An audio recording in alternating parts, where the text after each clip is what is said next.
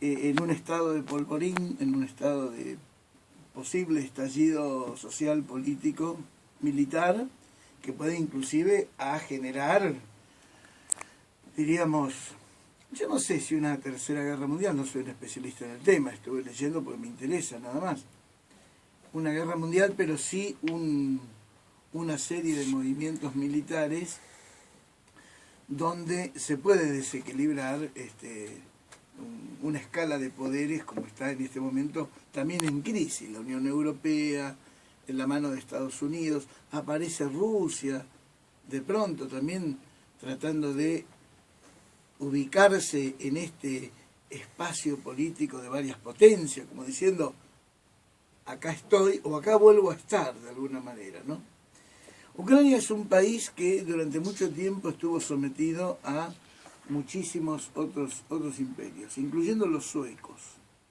Si se fijan en el mapa, los suecos llegaron a cruzar toda esa porción extrema del este europeo, del lado occidental, lo más cercano a Alemania, Austria y demás, y llegaron hasta Kiev, capital actual de Ucrania.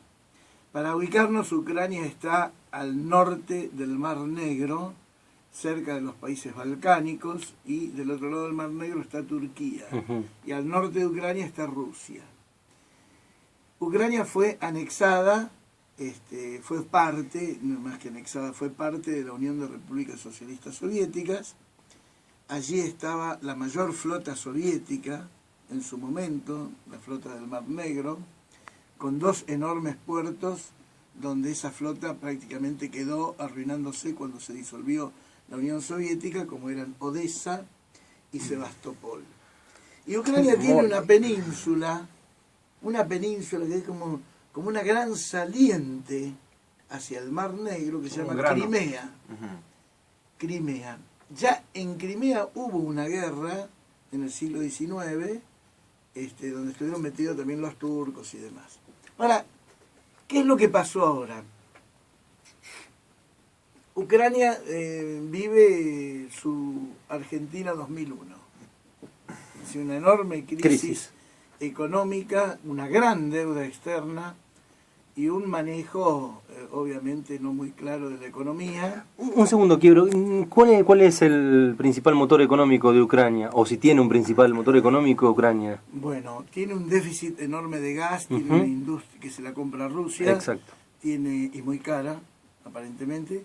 Tiene una industria que está demasiado aletargada y tiene mucho comercio a partir del Mar Negro, especialmente las mercaderías que entran y la cuestión agrícola que sirve para equilibrar esas finanzas. Bueno, la salida al Mar Negro implica todo un camino, ¿no? Esto de estar cerca del mar implica sacar y entrar mercaderías, recursos, etc. No es un país absolutamente pobre, pero tampoco es un país que ha logrado una mejor distribución de la riqueza desde que se salió del comunismo. No estaban tan bien antes, pero tampoco están en la gloria ahora por haber entrado al capitalismo.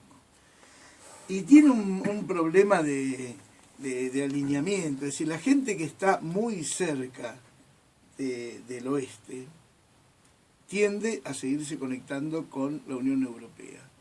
Y la gente que está más hacia el este, que son muchos de origen ruso concretamente, tienen todavía una gran afinidad con Rusia. Esas tensiones son las que se manifiestan, obviamente. Esas se manifiestan ahora.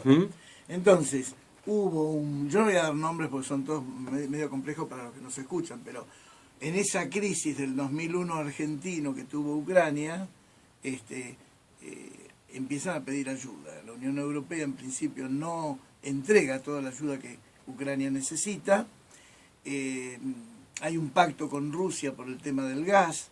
Finalmente, al presidente que tenía ese alineamiento con Rusia, pero dubitativo si la Unión Europea, si Rusia, lo terminan destituyendo, y quienes acceden al poder son gente de la derecha más recalcitrante, incluyendo gente ligada a una especie de neonazismo con otro nombre. Es casi un Tea Party norteamericano, pero allá más o menos. Y agresivo. Y agresivo, sí. Sí. Hubo movilizaciones, hubo represión, hubo muchos muertos, hubo destituciones en la asamblea y destituciones en el poder político, y en algún momento se temió por la intervención militar de las varias potencias ahí.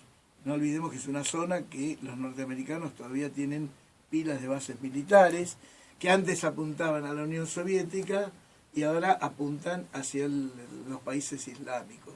Especialmente en Turquía, ahora bases en Irak, especialmente en Arabia Saudita, y por supuesto van cubriendo todo el espectro para cercar el Mar Negro. Acá sucedieron hace unos días cuestiones detonantes. Frente a toda esta inestabilidad y previendo sus problemas en la frontera, Vladimir Putin, que es el presidente ruso, envía tropas a la frontera. Y ahí aparece esto de la amenaza de invadir Ucrania. Pero bueno, están ahí. Latente. Y el otro gran detonante es que esa península de Crimea, donde hay muchos más de origen ruso, y además como una provincia que geográficamente puede estar autónoma porque es una gran isla, pero conectada por un istmo, o sea, es una península que se puede producir un corte en un puente y queda autónoma, para dar una idea un poco gráfica, grosera, ¿no? A través de la... se declara autónoma de Ucrania y decide la Asamblea ser incluida como parte de Rusia. Es como si Tierra del Fuego de repente quiere ser de Brasil. Sí, de Chile, se va para el coteo. Claro, pero no, porque vos fíjate que acá quedaría Crimea adherida o ligada a Rusia. Ucrania, todo al norte, y en el norte de Ucrania Rusia. Claro. Es decir, Crimea y Rusia tienen a Ucrania en el medio. No, y aparte es países como contabas, extraña. ¿no? Y aparte estos países, me imagino que comentabas cómo fueron oprimidos por diferentes culturas a lo largo del tiempo. Es como que hablaba la otra vez un sociólogo, hay culturas que cuando tienen tiempos pequeños o espacios pequeños de paz, no están acostumbrados a vivir en paz, se sienten incómodos relativamente hablando, ¿no? Son históricamente oprimidos. Y así ha pasado también con los países balcánicos. Sí. De una década a la otra, 3, 4 guerras donde se mezclaba lo étnico, generaciones enteras, lo religioso, lo político y las cuestiones del poder de las distintas dinastías. Bueno, el caso que lo de Ucrania está ahí latente. La Unión Europea habló de poner varios dígitos en millones de dólares, creo que son 6 dígitos, se habló de 10.000 millones de euros, no de dólares. Y por otra parte, Obama, que está jugando un poco a buscar el equilibrio con Rusia. Es decir, si Rusia va hacia la frontera con tropas, Obama plantea que Estados Unidos y la OTAN tienen que estar en el Mar Negro. En realidad lo que se están jugando es una serie de amenazas de equilibrio militar y político entre Rusia y Estados Unidos. Absolutamente. Obviamente.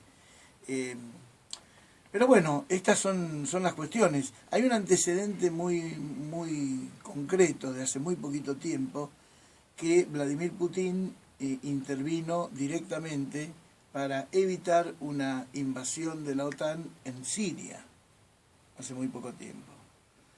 Y esto fue una sorpresa. Y